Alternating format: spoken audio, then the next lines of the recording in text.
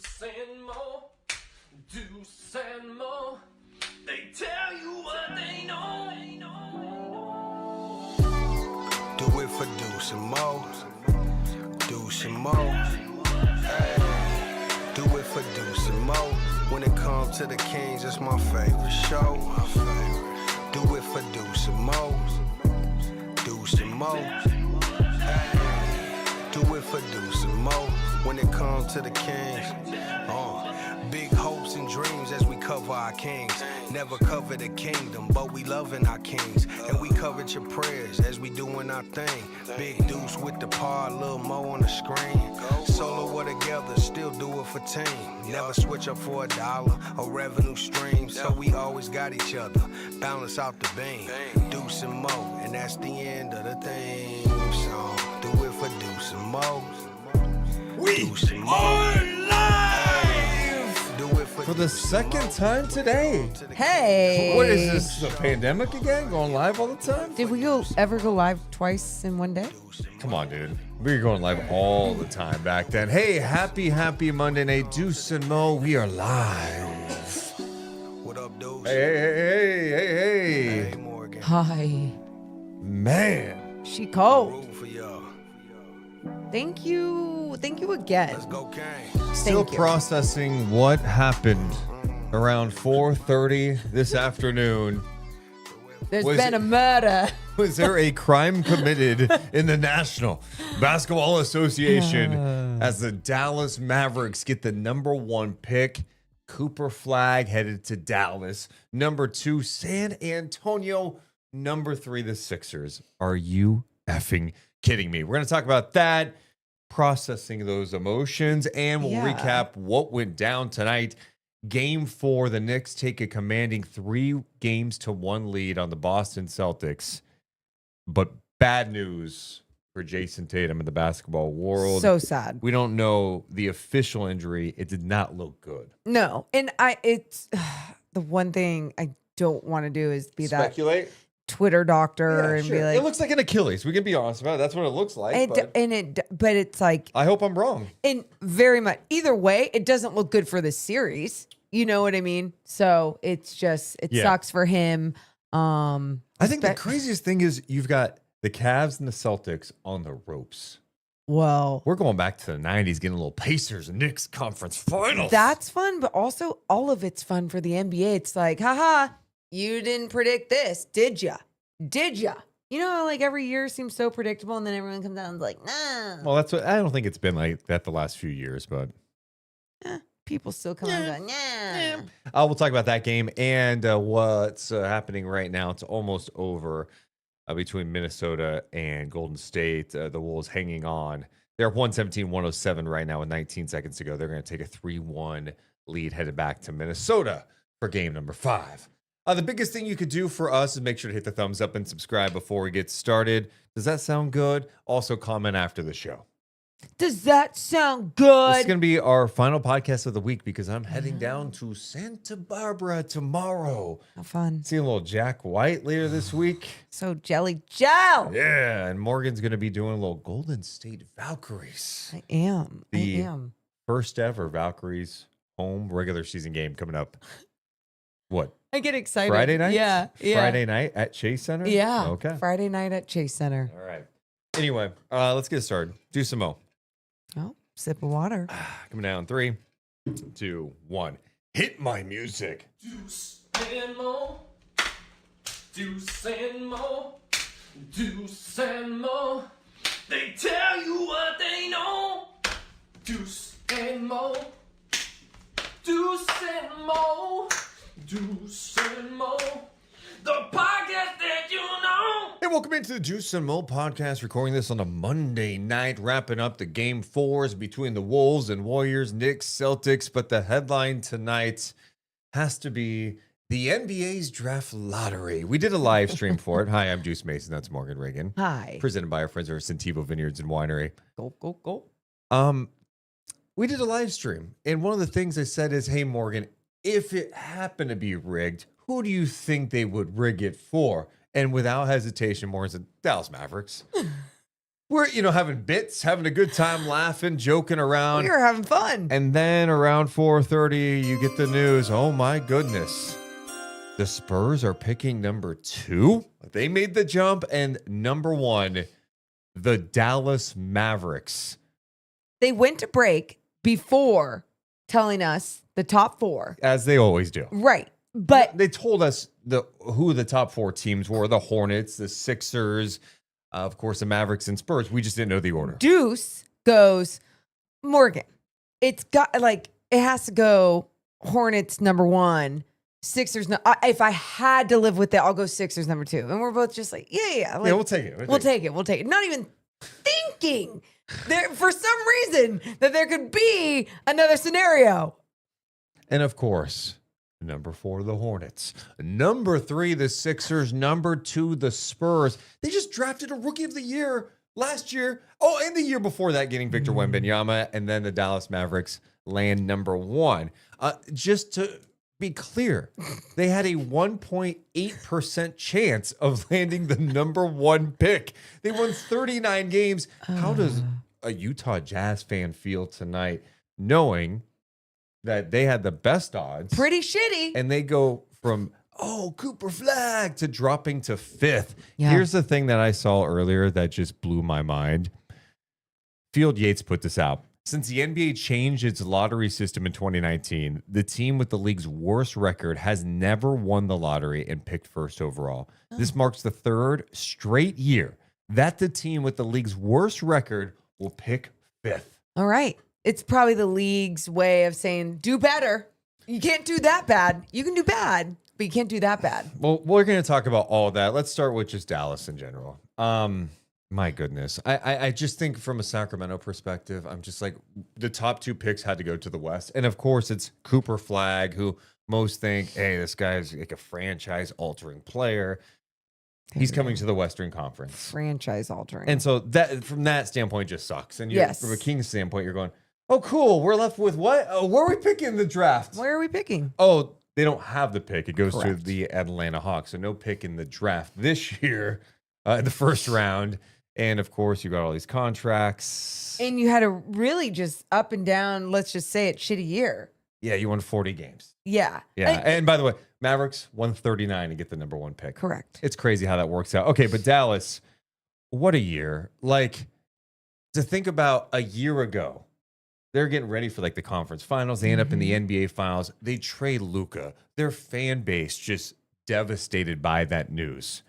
And what a rough couple of months they had to go through before they got this news, the number 1 pick. Yeah. What was your reaction? Well, And what is it now, I should say? I guess my instant reaction wasn't this, but you and I already talked about it, and happy for the Dallas Mavericks fans because they were so heartbroken after the Luka thing, and it was validated. Absolutely. Like, you're just feeling like you're not valued as someone that is not only consuming the team, but being a fan and putting on your time, money, blah, blah. Get it.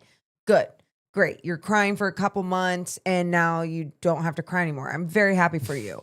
On the other side, go F yourself. No, it was hard to see that this team that just lost a generational player was now going to get and I won't say, I kept saying generational player, but I should say franchise altering player. I like saying that the guy for Cooper that's Flag. got a lot of hype. Yes, He just turned yes. 18. Who He's can got all the tools that you'd possibly play on want. both sides of the Yeah. floor, all the different things. And for me, Deuce, it's just like, dude, this franchise has not had to deal with a lot of shitty basketball. But on top of that, they still, with the number 1 pick, they're just going to have an even better roster. Even if it wasn't Cooper Flag, I feel like whoever the number 1 pick would be in this draft, you're still going to have an impactful player with what you already have on your roster with AD, with Kyrie, with so many different role players. You got It's Lively, you got Gafford. Now, Kyrie, to be fair, is going to miss a huge portion of next year. So who knows? 100%. But the fact is, dude, You still have Mavericks fans a couple of weeks ago had zero hope. Yep. Okay, zero. There was not even a shred of hope that they had. And now they get this. And you look at just the pure odds. The best odds for them was to get the number 11 pick. They had a 77.6% chance of landing number 11. They jump all the way up to number 1, a 1.8%. How do you? I'm jealous because Yes, we went into that is today. perfect We're word. joking around Sacramento's chances. They had a 3.84% chance of moving to the top 4, a 0.8% chance of getting number 1, 0.89 for number 2, 1% at number 3, 1.15 for the number 4 pick. So I'm like, we can't get a little bit of luck every once in a while. So there's love for the fans, there's jealousy, then there's also like, really, you guys get to not feel heartbreak for half as long as Kings fans, okay, or even other fans. And then there's this angle, the Nico Harrison angle. And it's like,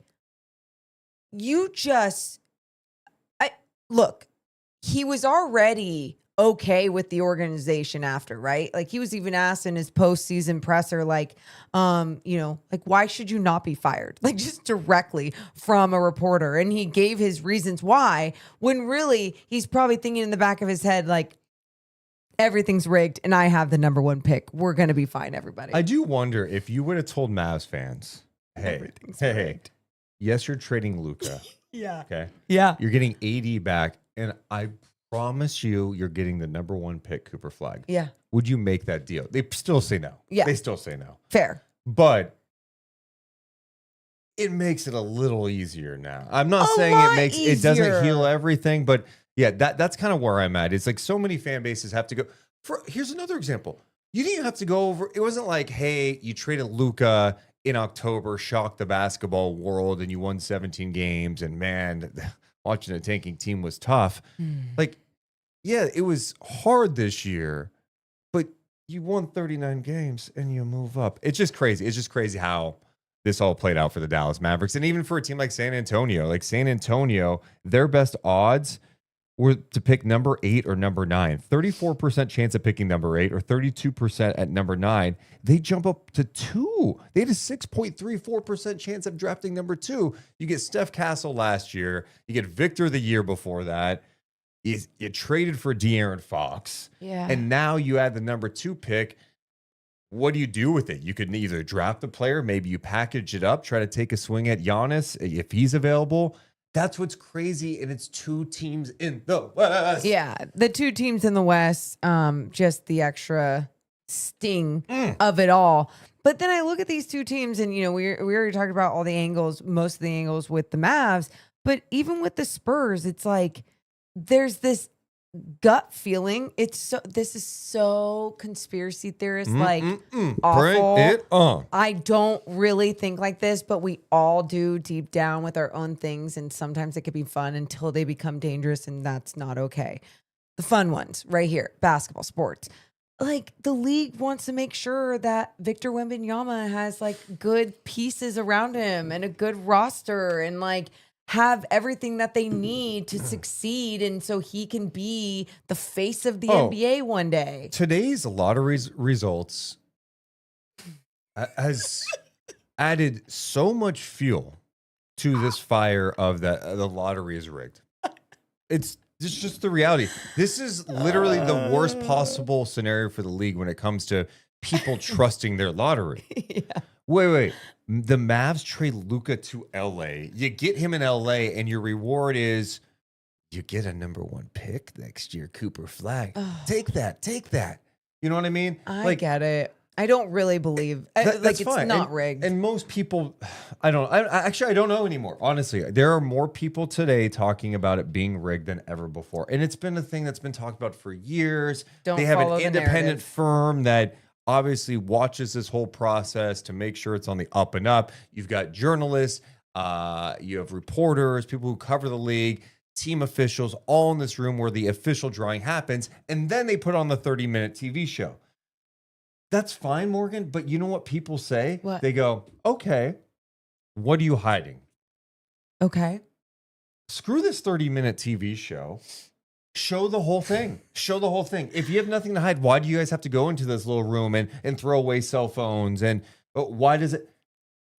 Deuce. Prove those people wrong. I'm not one of those people, but I'm saying it's a pretty easy fix to me. But here we go. But then you think about the 2-minute report when that started happening, and it's like, okay, well, we want to make sure we're putting everything to rest and that people get to understand like they're being held accountable and that the officials really do know the game and they get to go back and see what they missed and blah blah. The 2-minute report doesn't make anyone feel better. And I think ultimately, like when we're really getting a step into everyone's minds and how people were wrong with things. And I know this isn't the exact same thing.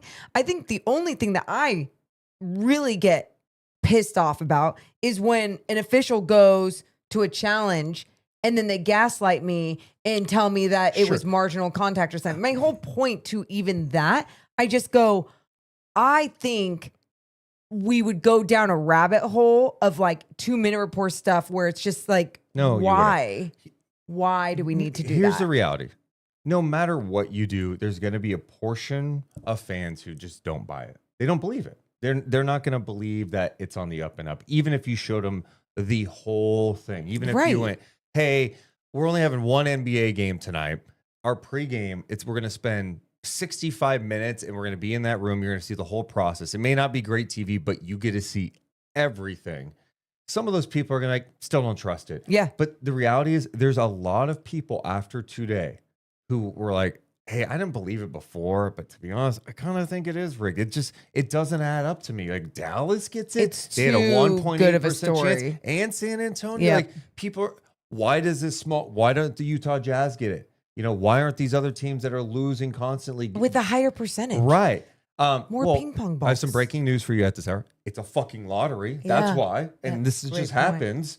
But that's why my whole point is it's an easy thing you could just show. And you don't have to do the made for TV event. People have more questions about, and I think the leagues try to do different things where they had journalists go behind the scenes and do these great write-ups about what the whole process was like.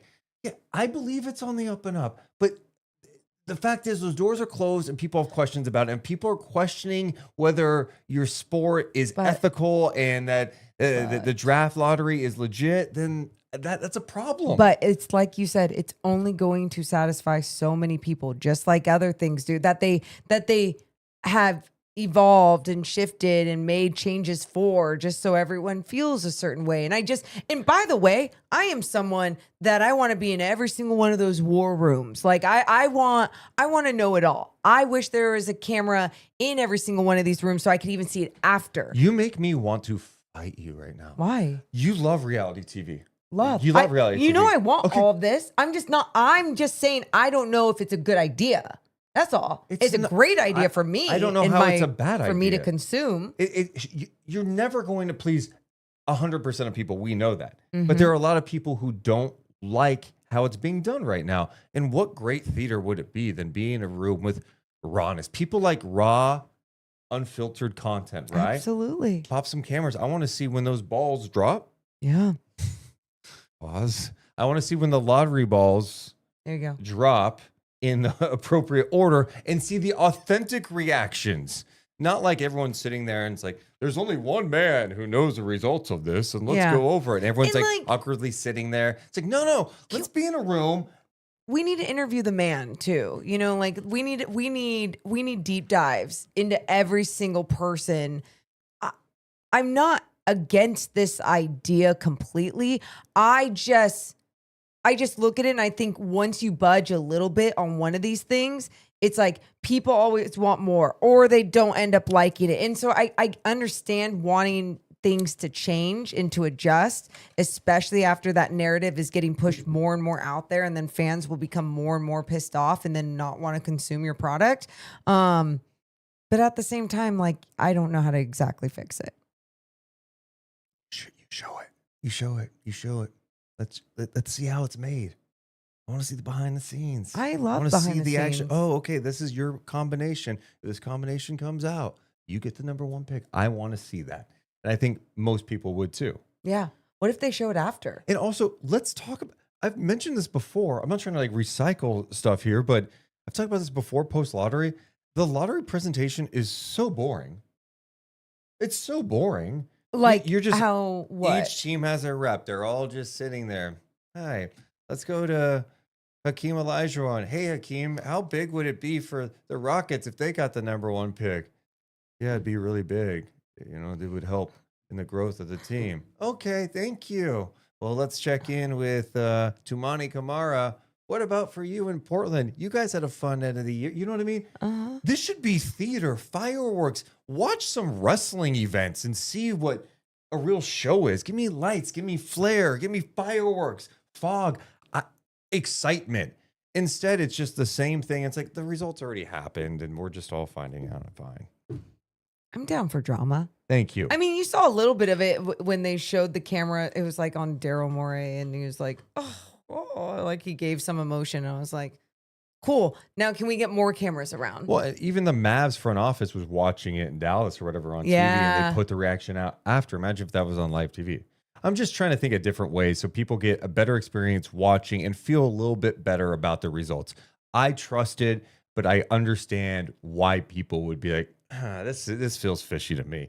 You just see a team like the Dallas Mavericks. Their fan base was beyond furious, losing fans. Season ticket renewals were going down. The business was hurting. Good reason. Bad vibes. What better way to give them some juice than to get them the number 1 pick? This is the stuff that fuels conspiracy theorists. I'm just saying that's the reality. And if you ignore it and you say it's just a fringe group, you're mistaken. There's more people than you realize. And it's not just... I'm not saying that there's not. You're acting like I'm not. I'm talking to you. I'm just having a conversation. I just think if you polled NBA fans and said, hey, do you think the NBA draft lotteries are rigged? I would say 70+% of people think it's rigged. Yeah, and that's too high. But I also think if you were to did you put that on our poll question today? Because like if you were to put that like as a poll question, it's going to be like 90% right now. You know what I mean? It's like, yes. So he's going to put it as a poll question right now.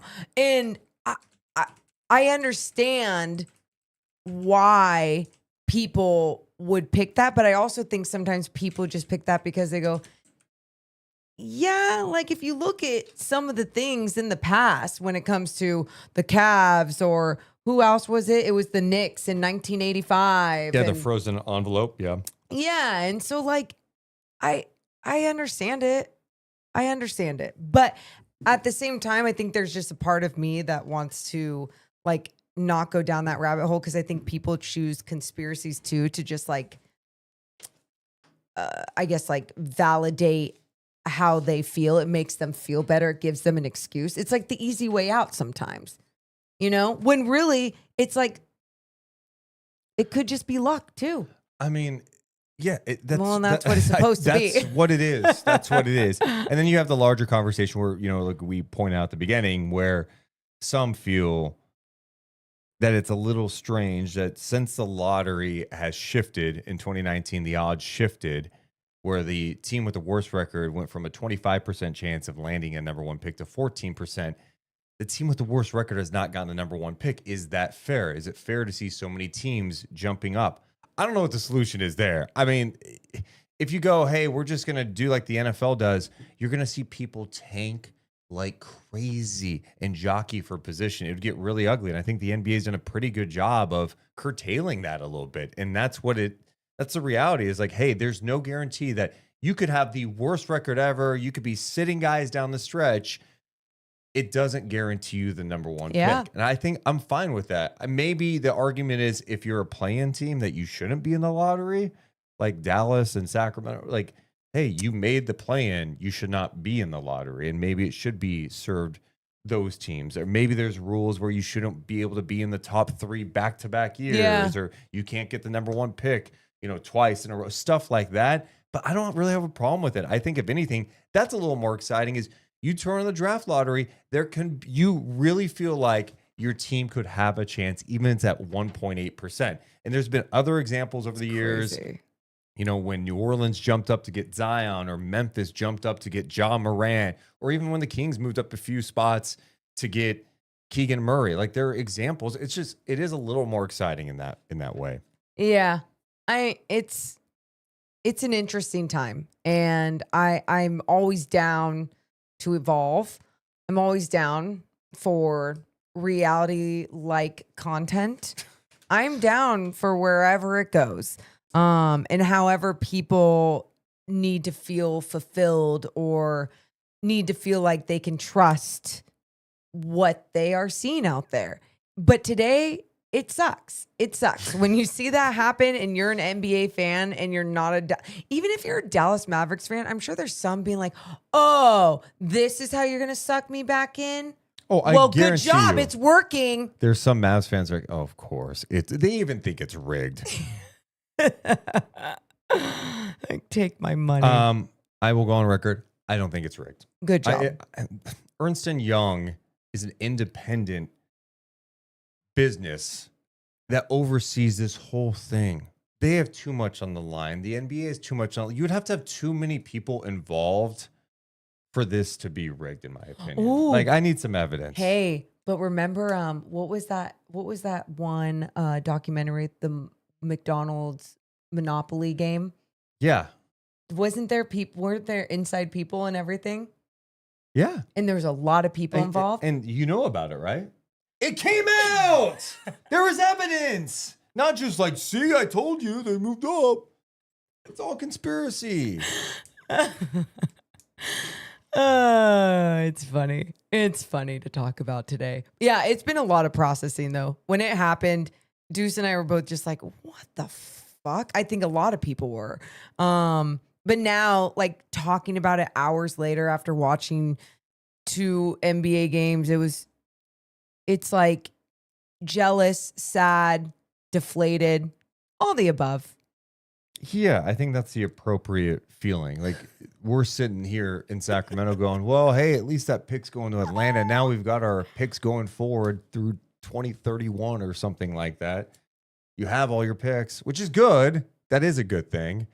But it's also like, man, could have been us that jumped, huh? This going to be the year you literally Kings get a little luck. 0.8. The Mavericks, I don't think have ever had the number 1 pick. Maybe they have. What am I saying? I should have said that. Or they haven't moved up. Some Mavs fan was in the comments. Mavs draft history. Good idea. Double check. Let's see here. Oh, no, they did in 1981, Mark Aguirre. Okay. Beyond that, number 2, Jason Kidd. My goodness. Anyway, so I can acknowledge tonight, happy for Mavs fans. What they went through for a few months must have been really challenging. And, you know, just thinking all the pain you went through, like dealing with like Steve Nash and Dirk and winning a championship. That must have been and then so hard. having a couple down Dirk years and going to Luka. Oh my God, how did you do it? And then they move him and then you get Cooper Flag. It's going to be interesting to see how Cooper Flag looks with Anthony Davis out there. Hell's everything, but they're big, they're long, they're physical, they could defend. Good for them. What if he... How funny would it be is if the Mavs killed it next year? Just like, oh my God, 60-win team, Cooper Flag Rookie of the Year, and Nico Harrison Executive of the Year. You can't give him Executive of the Year, right? Why? Why couldn't you? Because he got lucky and picked him? I mean, isn't part of it luck? Just like the draft lottery. Yeah. Luck is Anyway, involved. that's our thoughts on the NBA draft lottery. Let us know what you think. Meanwhile, game 4 in the East, Celtics and Knicks at MSG. What a vibe it was. The Knicks win game 4, 121-113 to take a commanding 3-1 lead on the Boston Celtics. The bad news is the fact that Jason Tatum went down this game, 2:58 to go, and it did not look good. On the broadcast, they're going, oh, maybe it's his ankle. It looked more like his Achilles. He got helped off the floor, ends up leaving in a wheelchair. We don't know the official at this moment, late at night. It looks like it's leaning toward Achilles. Let's say it's not. Yeah. He's going to be done for a minute here, and he's not coming back. So, number one, it's a bummer because he is such a talented player in this league. In this game specifically, this guy was a man on a mission. He was the Celtics tonight. I know Derek White got off to a good start, but seeing Jason Tatum do the shot making from him tonight, hunting Cat, hitting big time threes. He left the game with 42 points, 8 rebounds, 4 steals, 16 of 28 shooting, 7 of 16 from Well, three. and especially when they needed it most, you just think about this team and it felt like they got off to a really, really hot start. And then when things started to slow down, Jaylen Brown getting in foul trouble. That was and big. It was huge. It was huge. And then Jason Tatum's like, all right, everyone jump on my back. I'll take you there. And he was, even when they were trading baskets. I mean, even when they were up, I was just so impressed with the Celtics. I'm like, okay, this is their game. Shot making the threes, Jason Tatum stepping up big time.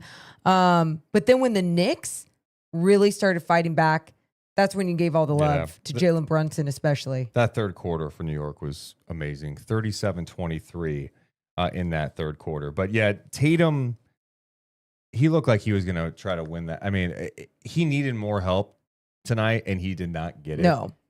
Derek White had he had 23 points, but 6 points in the second half. Drew Holiday finished with 4 points. Horford finished with 5.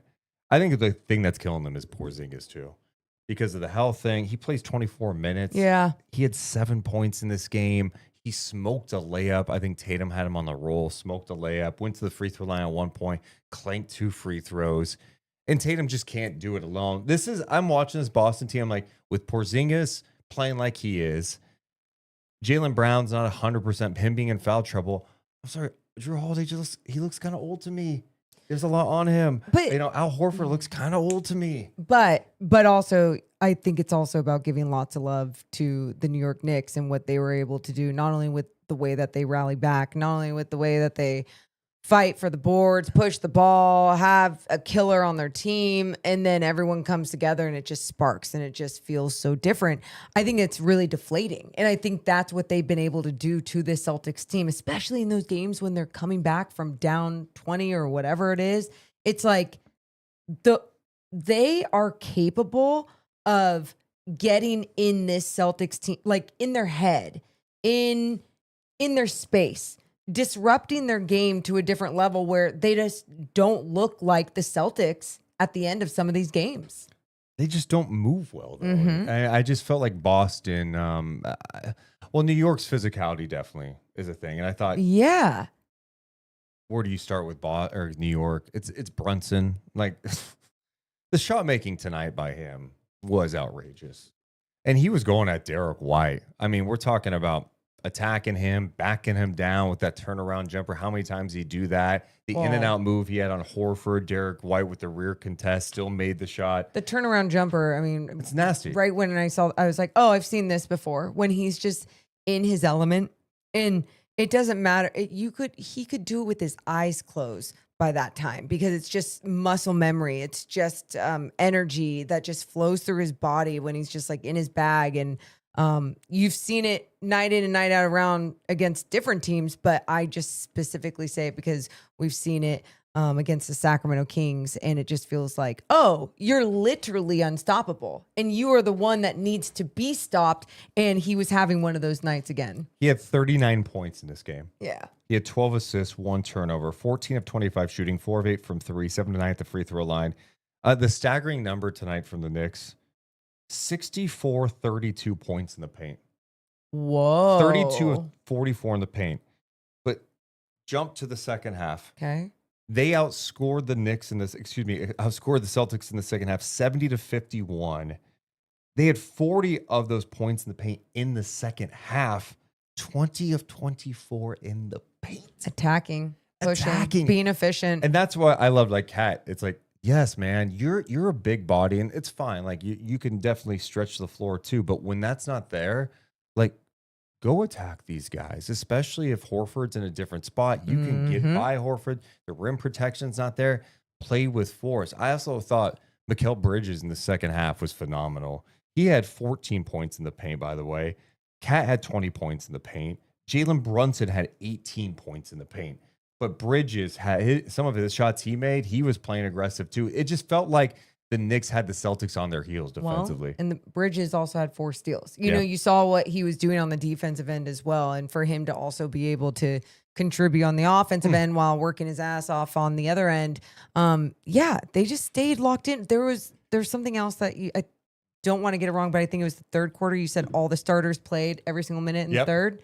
Yeah. And so it's like, we already know that that's what Tibbs does with his guys. Like, you know, and so many times, like if they don't make it far into the postseason, people are criticizing that. Like, these guys are not getting any rest. They're, you know, their minutes need to be distributed differently, whatever, blah, blah.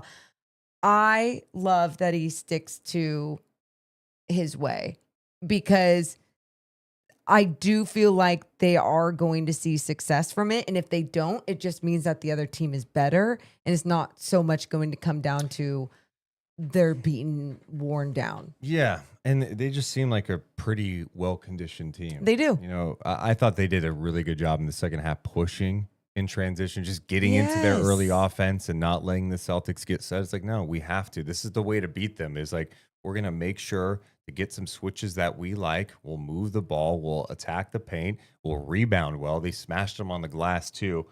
What was it? 43-31, second chance, 15-9 in favor of the Knicks too. So it was impressive to see them fight back, because they looked like they were on the ropes early in that third quarter. Right? You get down 14 and they got right back in it, because they started. Tatum missed a couple of shots, and, you know, mentioned the Porzingis missing some shots, and all of a sudden it's off to the races. And then Brunson could not miss. It was special tonight. 13 offensive rebounds for 15 second chance points. I mean, that's always the number you want to look at with them, because you think about someone like Josh Hart, who just goes after every single board. He finished with 9 rebounds tonight, and he just flies in there. And it's like, he always makes you think twice when you are crashing the boards, because you don't put a body on him, something's going to happen. So Celtics are down 3-1. Yeah. Pacers are up on the Cavs 3-1. We're going to get a little Pacers Knicks conference finals. I love that you're calling it so early. You think the Cavs are coming back with 3-1? By the way, Donovan Mitchell may not play in game 5. I don't at this moment, but at the same time, I just have a hard time. You know what me. I really think? You know me. I think the Pacers are going to the NBA Finals. Jesus. Yeah. I think it's going to be a really good series against the Knicks. Super competitive, but the Pacers have depth. They play with pace. Their defense has been pretty good too for a while now. Why are you shaking your head? Because I just have such a hard time moving past when there's still a chance for anyone. And you're not wrong. I mean, I sure. know. But I know. I'm playing odd. You think, okay, are the Celtics coming back? I'm going to go with probably not. They're down 3-1. Tatum is done for the series. Me hating predictions. I mean, you would need Jaylen Brown to go to a level that I'm not sure he can right now because of his health. Porzingis all of a sudden starts feeling better. Right. Drew Derek Holiday. White doesn't stop missing what are we in saying? the second half. I know. And Okay, then so go ahead, put the Knicks in the conference finals. Now, Pacers, Cavs. What have we seen besides one dominance game from Pacers. Yeah. Yeah. And Donovan Mitchell's banged up. Yeah. I mean, you saw, yeah. And you're down 3-1. It's not 2-2. No. And health has also been an issue for the Cavs. When they were missing Mobley and Garland, Hunter. And then you saw the difference when they did come back. But it's like, even the difference, even the impact, it still just doesn't seem like it's truly enough. So sure, if you want to go in that direction, sure. But then now, here's my thing. Why are you so confident to say, like, Pacers got this because over the Knicks? Because to me, how could you just count out the Knicks like that?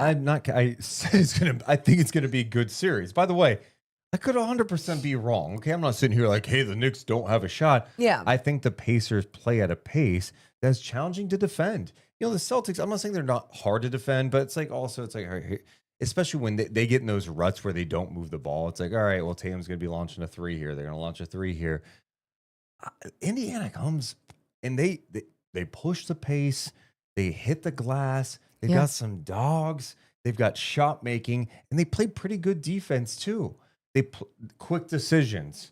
Now, if you could slow them down, sure, that changes the game a little bit. But I think even they've learned some lessons. I mean, I thought how they bounced back after the zone of Cleveland totally destroyed him was impressive. Yeah. And it wasn't a factor. Even Tyrese Halliburton was talking about it, saying, yeah, I know I need to move more off ball. When I'm being denied like that, when I'm seeing all these different coverages, what can I do without the ball? Yeah, exactly. So I don't know. I mean, they're a confident group too. I mean, it's hard to count out the Pacers. Oh, yeah. And both. I know. I don't even want to get too excited for it. Every series, I've been excited for basketball, but I try not to get too excited for any series or any specific game because then that's when I get let down. Like it'll be late at night and I'm like, this is what I'm getting. Like kind of like this last one tonight, even though I still got scared there at the end. But yeah, no. So I hear you.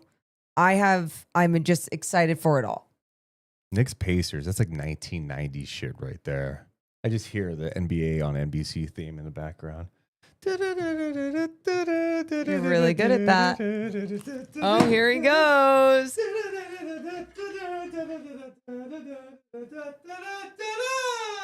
I gotta make sure it's up, Morgan. Okay.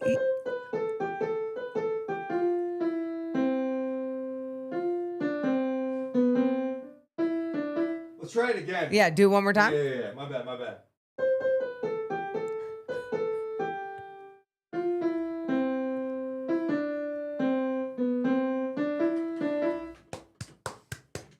You know what I feel like you're doing? Call me John fucking Tesh, huh? Okay, anyway, you know what I feel like you're doing? What? And tell me if I'm wrong. Are you going like this? Dun, dun, dun, dun, dun, No. dun. Okay. And I'm trying. I don't get lessons. Well, you should. I think you're really good. I couldn't do. I can't remember any song. None of you clowns know how to do it.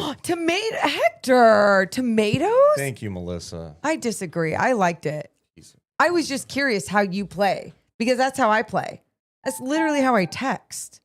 Oh, wow. Yeah.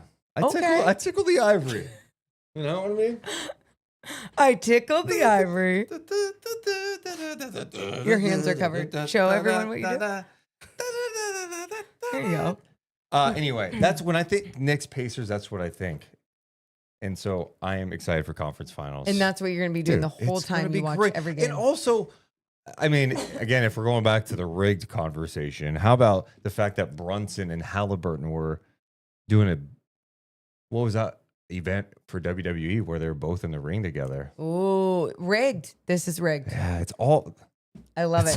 It's all wrestling. Yeah, you complain. Oh, I want more drama. I want fireworks. I want this at the draft lottery. And Adam Silver's laughing in the background, like, he has no idea that I have this all planned out. Just one giant reality show. Here's a conspiracy. So you know how that conspiracy theory that Deuce is actually Royale? Yeah. Look at the hat that he's wearing. Oh. Yeah, how'd you know, huh? I didn't know that was a conspiracy theory. I like it. What else do I want to talk about with this? Tatum, dude, I just feel for the guy. It sucks. It sucks. And that's a long road back. If it's an Achilles, he's going to miss next year. And look, we'll talk about it too when they come out with exactly what it is too, because it's like, what if it came out as like, it's just actually a minor. I know, that's why I don't. He's actually a game time decision, minor ankle sprain. Would his teammates be just heated? Like, dude, what the hell? You left in a wheelchair? You cannot leave like that. Yeah, no, I doubt that's what it's going to be, but still. Shout out to the Super Chat. Chicklet donates $5. Appreciate that. Give me a hell yeah. Saying no one gave the Knicks a chance against the Celtics. Look at us now, New York against the world. Oh. Were people really like that? No one gave you guys a chance against the Celtics. I don't know about that. Maybe they're just hearing some of the haters. You know, when you're in certain communities, that's what you almost have to develop that New York versus the world. Yeah, so tough. So tough being the Knicks. What a tough life. Anytime I hear a fan base bitch about like something, Anything. I go, "Oh, really? Yeah, Say the number. Okay, yeah. 11 winning seasons in 40 years. You hear that? Get back to me, please. Your ears bleeding? Please.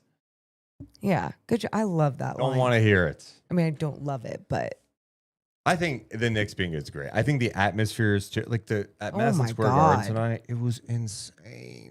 That was so fun listening to, just through the speakers, hearing that crowd ready to pop every single time, any shot, any steal, any rebound. It was great. Loved it. We got more of the podcast coming up. We're going to talk about Game 4 Wolves, Warriors, and a couple of other NBA on NBC things too. Do you want to mention that tonight's podcast presented by our friends over at Sentivo Vineyards and Winery? There's no better place to have a little vino, a little wine No. than Sentivo Vineyards Nope. and Winery. Family-owned business. They're such great people. You can go to sentivovineyards.com. You can go pick out any wine that you want. Been drinking it all summer long. It's been the perfect off-season, post-season, WNBA season wine to drink. Go get yours today at sentivovineyards.com. Didn't know it was summertime. Isn't it? It's actually spring, believe it or not. It's hot and cold. It's a high of 66 today. It's in freezing Sacramento. today. Freezing. What was I know. it? Ooh. I got a blanket. Also presented by our friends who are Medic Ambulance. Woo, woo, woo. Woo, woo, woo, woo. Medic Ambulance with us for the first year this year, Morgan Reagan. Yeah, Medic Ambulance. Love being able to partner with them. It's so funny, Deuce, because I did see them the other day on the freeway once again, and I have just noticed them more and more throughout this entire year since we have partnered with them. From life-saving responses to being a team behind the scenes at your favorite events, Medic is there to serve. Medic is the official emergency medical response partner of Sac Republic and Sac State Athletics. Learn more at medicambulance.net. All right, Morgan Reagan, Game 4, Wolves and Warriors. Series has been kind of blah, and it's been blah since Steph went down, of course. Pretty much a bummer. Minnesota hasn't looked great in this series, that's I why think, it's been until the blah. third quarter of this game. They take this game 117 to 110, up 3 games to 1, headed back to Minnesota. That's why it's been blah to me, though. I think the Wolves have not been playing good basketball throughout this series. Like, even when they win, you're like, oh, they have their moments, just like you mentioned in this third quarter when they actually were able to pull away in this game. And I don't expect them to just pull away from the Warriors even without Steph. But at the same time, you just expect better basketball from them. So when you saw that, it was great. Warriors, holy shit, were they playing some good basketball in the beginning of this game. I mean, they were just being super aggressive. The rebounding for them was incredible. They're out rebounding the Wolves. I forget the exact number, but I remember it just wasn't even close. It was like It was 25 to 15 at the Thank half. They were up 10 to 2 on second chance points, 9-3 on offensive rebounds. They also had a plus 10 advantage in the paint in the first half, but that switched big time in the second half. I want to look at those second half numbers because I thought the Warriors did a great job, to your point, of like playing really aggressive in attack mode. Kuminga gave them a massive lift coming off the bench. I know Jonathan Kuminga is a flawed player. I'm not one that thinks he's like some future star. But the fact that this guy was getting DNPs, not playing during the playoffs, when the Warriors lack like a punch, lack a guy with size and athleticism, it is pretty crazy. He wasn't playing. Yeah. Like, that's wild to me. It And is. here he is the last couple of games coming on big. All right, second half of this game, Morgan. The rebounding, it totally went the other way. That's crazy. So Warriors had a plus 10 advantage at the half. Yeah. The Wolves plus 10 in the second half, 23 to 13. Second chance points won by the Wolves 7-4 in the second half. And points in the paint, Warriors were plus 2 in the second half, but they were really inefficient. They were 14 of 27 in the paint. Impressive adjustments by the Wolves. It was like they turned it on in a way of, okay, well, we want it more, and we have to do the other things. And the other things was crashing the boards, being more aggressive. But not only that, attacking the goddamn zone that the Warriors were throwing at you, that it kept slowing you down. The Warriors were doing such a great job in that zone. And when they went away from it, I think it was in the third, they were trying to still mix it up. I remember being like, no, go back to the zone. It was working. They were starting out so high. And there were so many times that pressure was just winding down the shot clock, making the Wolves make a last minute decision, but also nobody was just attacking the gaps. And then everyone was staying along the perimeter and they were just shooting some of those outside shots. I thought their spacing was awful early on with that. Everyone was kind of bunched up. And, against someone, let's space out. Let's find the gaps. Let's attack the gaps. In that third quarter, one of the things they did, getting into pick and roll, allowing Anthony Davis to get a switch on someone he's a little more comfortable with and just see the floor. I thought Ant made some great passes, too. Yeah. Some cross-court passes on the money. Something that I think he's gotten a lot better with this season. And they handled it much better. And then, the Warriors could not get anything going offensively. I don't know what's going on with Jimmy. I thought, to be fair, Minnesota did a good job on him, and he's a little easier to defend when Steph is out. Yeah. No shit. Yeah. And the Warriors just I don't know. Who else do you trust? I mean, it's the same thing we saw before they got Jimmy. It's like, all right, who's stepping up tonight? Pajemski? No, Pajemski was searching for fouls in this entire game. So on and off. And he ends up 3 for 14. Buddy Hield, he can be great some nights. He was 4 of 11 tonight. How many turnovers did he finish with? What I wanted to see. Buddy in this game, 4 turnovers. Okay. Just some brutal passes. And so the Warriors got into their routine of, we're going to turn the ball over. We're not going to get good shots. Maybe Jimmy's passing up shots. He shouldn't. Kuminga, a little chaotic at times. You have to live with some of it, but some of his decisions weren't good. And then Minnesota was rebounding and getting out and going. And then Ant got on one of his heaters that is just so fun to watch. He ends up with 30 points in this game. Yeah. 6 of 11 from 3. There's nothing like it when you're watching Ant just go off from the inside, from the outside. Like, that shot is just so smooth, in rhythm, needs one dribble or just come into it, and it's just like, it's so pure, beautiful.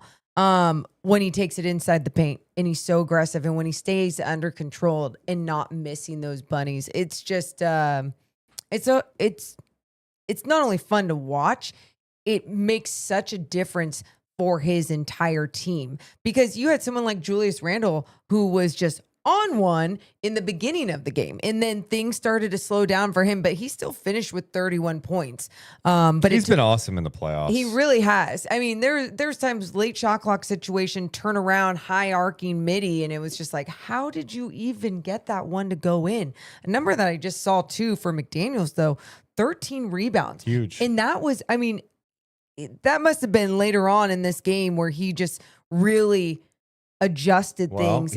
Is that what happened? He had 12 of those rebounds in the second half. Okay, so there you go. Chris Finch, whatever he said in the locker room at the half, however those guys took it, they understood the assignment. And that is truly why they were able to pull away. Everyone was playing their role, and especially playing that star role. Even though he picked up that 5th foul, it was like at a time when they didn't really need him anymore. They were starting to already go in that right direction. The one thing that kills me with this Minnesota team is just sometimes their inability to put a team away, and it's just the carelessness.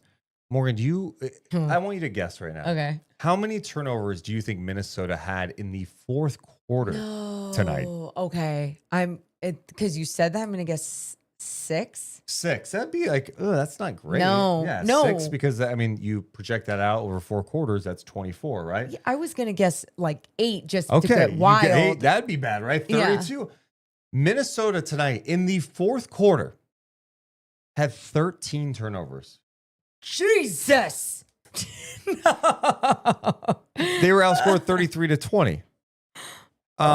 13 turnovers in the fourth quarter, and just some careless ones too. And it's just an area. And you notice they had 17 in the second half, 17 turnovers in the second half. It's just an awful number for them. What they end up finishing with in this game. I mean, it is rare. They had 21 turnovers, so 17 turnovers in the second half. To have 21 turnovers and find a way to win, you're not winning games like that against teams that are ready in the playoffs, like healthy. Like Steph would have killed them tonight. And that's just the other thing with the Warriors. I just don't feel like they've got the firepower. 8 of 27 from 3 tonight. 8 of 27 from downtown. I mean, we've seen Steph hit 13 in a game. I'm pulling that number out, but about that. It doesn't sound ridiculous for him. But I get what you're saying when you say that they don't have the firepower, but at the same time, they're a team for me where I just have a hard time counting them out, because even when that second unit came in, that second unit was taking on most of the starters with the T-Wolves, and they were chipping away, you know, made it a 10-point game at the end. Like I probably got nervous with like 90 seconds left thinking, oh my God, is like Pat Spencer really going to make something else happen? Is Guy Santos going to make something happen and find a way to battle this one out and get the win? But my point to that being is like, although they are all over the place with their roster when they don't have Steph Curry out there, they're still very capable of having a good night. And we've seen that from Buddy Hield. We've seen that from Jimmy Butler. I mean, Dave Pasch asked Tim Legler, did I say that right? Yeah. Thank you. I don't know why his name sounded so different in my head. On the broadcast, he was like, when does Jimmy need to like go off like in the fourth? It's and hard. he was like, You're asking, now. And I know, one, there's no Steph. One, Minnesota's playing some good defense. How many times did I say one? I said one and one. Yeah. One, this. Two, There you go. this. Three, I think he's still banged up. And Four, one. Jimmy can't carry a team anymore. He's getting older. Yeah, You're asking a lot for this guy to do that. It's like, hey, Jimmy, go get us 30. And it's like, all right, it's never really been his game to go out there and take 30 shots anyway. He has his moments where he can carry, but he's just the type of guy that's going to feel out the game and try to make things happen. So it's just unfair to ask, but I get it. It's like, hey, he's the guy. He's getting paid a lot of money. We need him to be aggressive. Well, you got Jimmy with the thought process that you had Steph Curry too, Yep. and that those guys in tandem would be able to be really productive together. And guess what? They were really productive when both those guys play. They're pretty damn good. Steph not being there is obviously a massive loss. And if you're Minnesota, you better close it out next game. You cannot play around because you have that time off after game 5. Yeah. If Steph can somehow come back, yeah, who knows? Wait, Who knows? this next game is going to be 1, 2, 3. Oh, wait, when? No, game 5 is coming up on Wednesday, and then they don't That's what it play is. for a minute Yeah. because of the Valkyries game. Yep. Crazy. Yeah, so there's some. If this goes 6, That's going to give It gets Steph enough interesting. time to feel good and to do his Yeah. thing.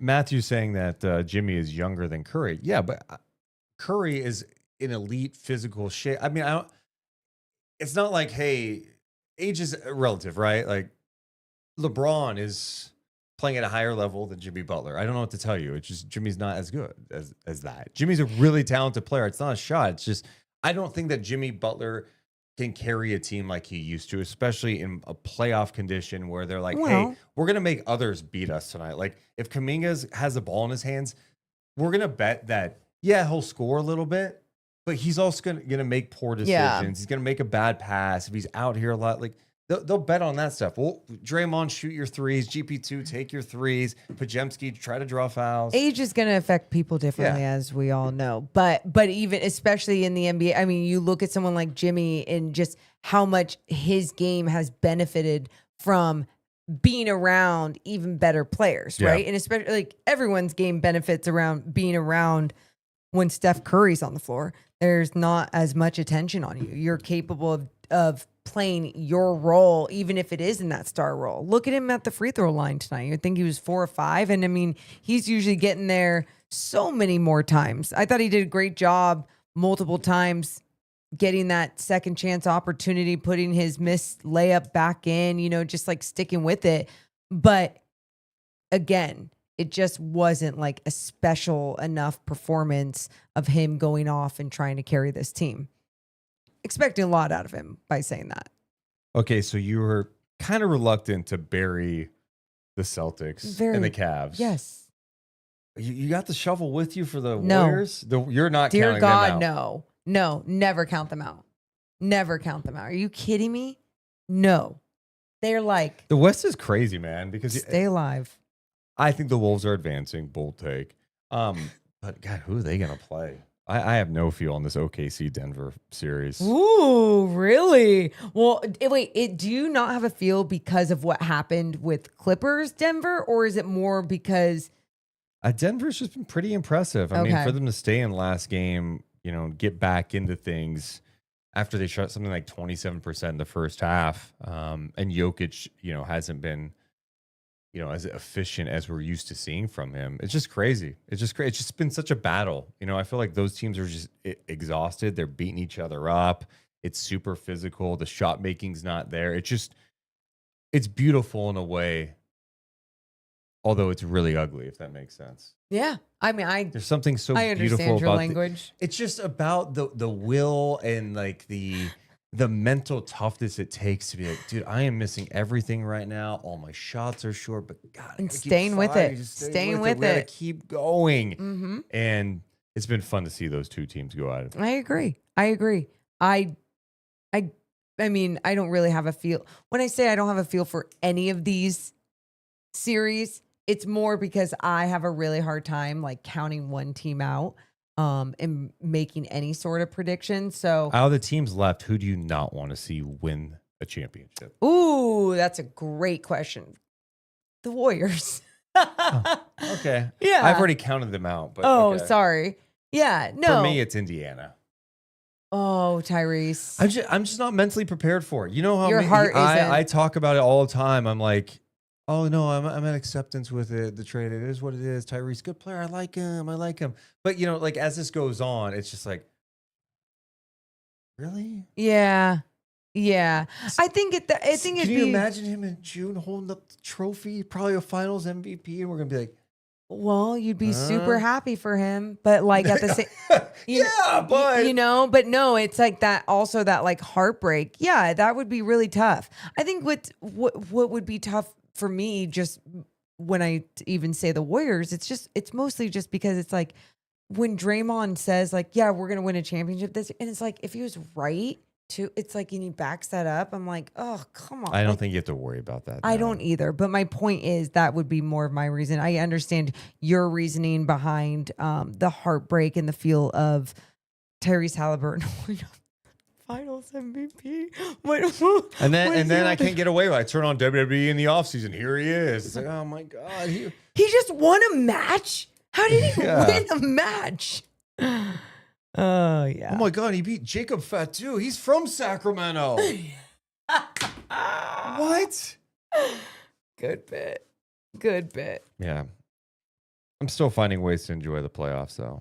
I am. Ba-na-na-na-na-na. Yeah. I know I have to get there. I'm at the end of the podcast where I'm like processing all my Kings emotions. As a basketball fan, I do get excited for like these awesome games and these moments that happen. I like a good moment. But then you like take a step back and you just go, what? When is it going to be our turn? You like, can't do that, though. But it's hard not to. Yeah. You could say you can't do that, but like, you're trying to. Hope is a powerful thing. We've talked about this before. When you have hope as a fan base, a couple of weeks ago, Dallas Mavericks fans did not have hope. They didn't. They have hope again. Maybe not all of them, but some definitely do. Yeah. They got some back tonight. For Sacramento fans, to me, it's hard to say. Like, you could be like, well, if they get a point guard, they trade this. What's that mean? I guess expectations for me are just so low at this point with this team. As they should be. Hard to navigate it, where we're sitting here today going, well, at least like they got their 26th pick. In 2027, they have their own pick, and they've got the Spurs pick. 28, they have their own. 29, 2030, 2031. I don't even care about that shit. I literally don't even care. It's like when I say I'm so in the now, like even of today, like confirming that the pick was lost, even though it's like you knew that was probably gonna happen. But then again, the Mavs fans were probably like, oh, we knew we weren't going to get the number one pick. Oh, what? We got the number one pick? Like, yeah. So, but with the Kings, my whole point to that being is like, yeah, it's tough, but if you do that to yourself, it's just going to hurt and not be good. I don't know how else to tell you. Like, if it's just like, you're just doing it to yourself. Yeah. I think that's why for me, I feel those moments, but then like I try and tuck them away. I say, go away, emotion. You're not invited. I also just, it's the pain that comes with being a sports fan. And unfortunately, we're in this phase where there's been a lot of pain for a long time. The highs are fun, just like they were a couple of years ago. Oh, such a fun high. And they just made the first round then. Never forget. Just the high of that. But another beautiful thing about sports is it is unpredictable and you just don't know what's going to happen. If you would have told me a year ago, Luka would be playing for the Lakers and that the Mavs would have the number 1 pick, I would not have believed it for a second. Shit changes really fast in this league for good and bad. Anything can happen. Literally. Hell, Michael Jordan has been hired by NBC. That was announced today. Anything can happen. NBA on NBC announced that Michael Jordan will be a special contributor this year. No other details at this moment about what that means, but Michael Jordan going to be a part of things. Here's what I hope. Like, MJ's got a lot of money. He doesn't need to work another day in his life. But hey, maybe for a big game, just join the studio and just be you. Smoke your cigar, talk hoops, just be awesome. Smoke your cigar in the studio? Sure. I don't care. What's that matter? Safety reasons? Oh, you can't smoke a cigar inside. Why? Are you being serious? Yeah. I think that's not. What's wrong with you? What are you saying? In a studio? Oh my God. Wait, you're being so lame right now. You can't do that. I'm calling HR. You're breaking a rule. MJ, put that cigar out. Go outside and smoke it. It's Michael Jordan. He can do what he wants. I know. I just don't like when other people get treated as different than others. About this anyway. This is ruining everything. I love the fact that Michael Jordan is doing. He's never done anything like this before. And no, he's I'm such with a big you. part of this game. I mean, think about all of his prime years were spent playing basketball on NBC in those finals games. The Bulls were on all the time.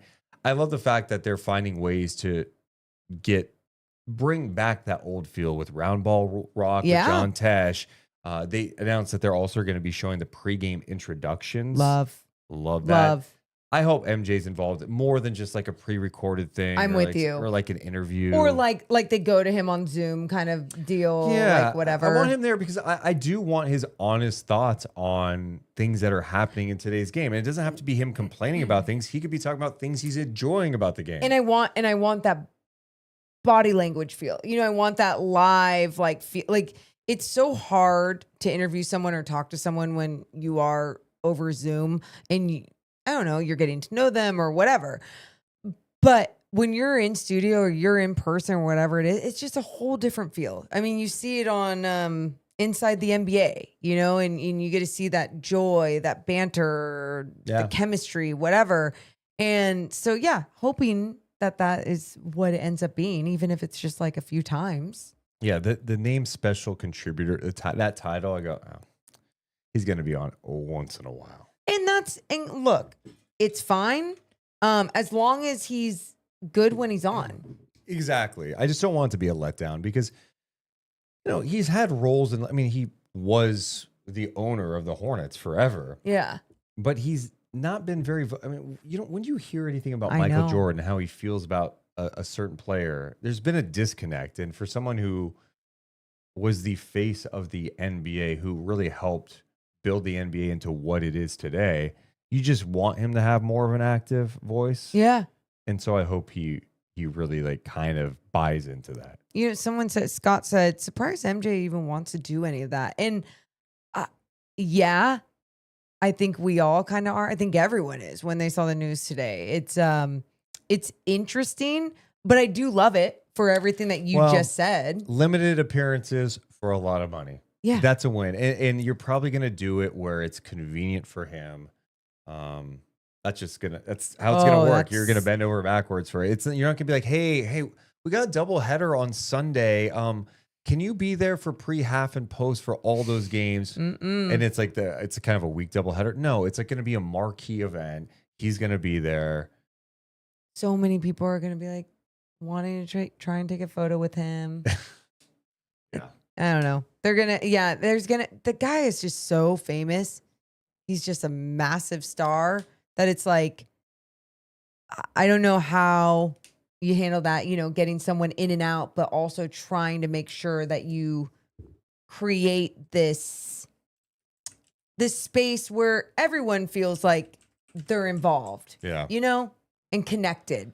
How do we feel about this other development? You guys might remember the NBA on NBC voice guy, Jim Fagan. This is the end. That's really bad. No, that actually wasn't that bad. Well, so apparently NBC reached a deal with his family because Jim Fagan is dead. He is no longer with us. He is dead. And they're going to be using an AI generated voice of his for some of these promos for the game. They actually put out a video about this, Morgan. The NBA on NBC is back. See you this October for the NBA season tip-off. Just enough there. How do you feel about hearing that? I love the voice, but it is a little jarring.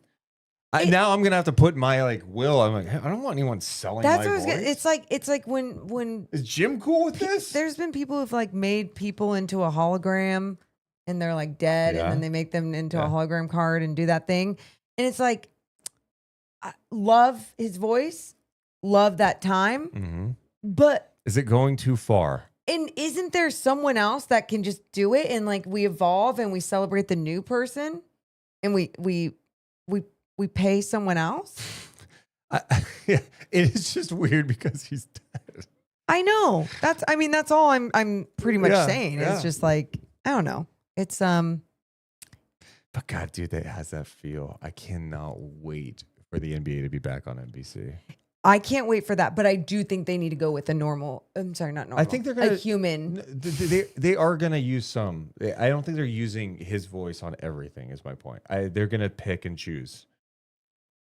I mean, they did some of it with Al Michaels for the Olympics. Like they did some Olympics coverage. Okay, Al Michaels still with us, and he agreed. Like, yeah, use my voice. I think And we he did could updates. It's like what?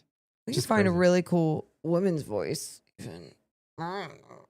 I think they might. I think it'd be cool. Again, no, I don't think they said, hey, they're using his voice for literally everything on the broadcast. Yeah, I think they're just trying to tap into that nostalgic feel where the NBA was at like a super high level at that point because, cable TV wasn't popping off yet. Yeah. Everybody watched those games.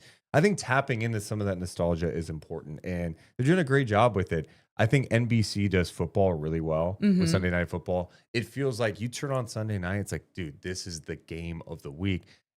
I believe they're trying to do the same thing when it comes to the NBA, and that makes me really excited.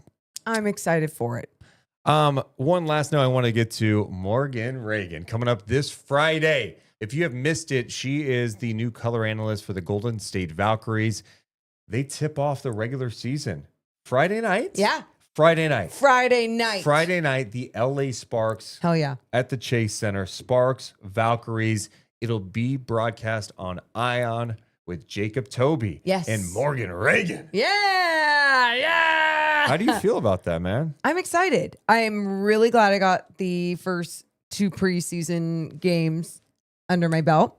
I feel good. I feel really good about it. It's been really fun to see, and the roster is going to look different. The Yeah. rotations are going to look different because they have to cut people and everything. So The yeah. vibe's going to be crazy there. The first preseason game Morgan did down there, 18,000 people. It was actually against the Sparks too. It's obviously going to be sold out for that game. And I know some of the games are going to be broadcast locally on KMAX, some Yeah. on CBS in Yep. Sacramento, Yep. also in the Bay Area. But this one is on Ion. This one, Friday night on Ion.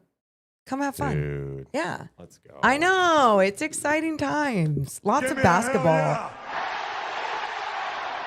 Well, we appreciate you guys hanging out with us on a Monday night. Make sure to drop us comments after the show. You can always email us to deuceandmo@gmail.com. We love you guys, but we gots to go. You all have a wonderful rest of your night. See ya. Deuce and Mo, Deuce and Mo, Deuce and Mo. They tell you what they know. Deuce and Mo, Deuce and Mo, Deuce and Mo. The podcast that you know.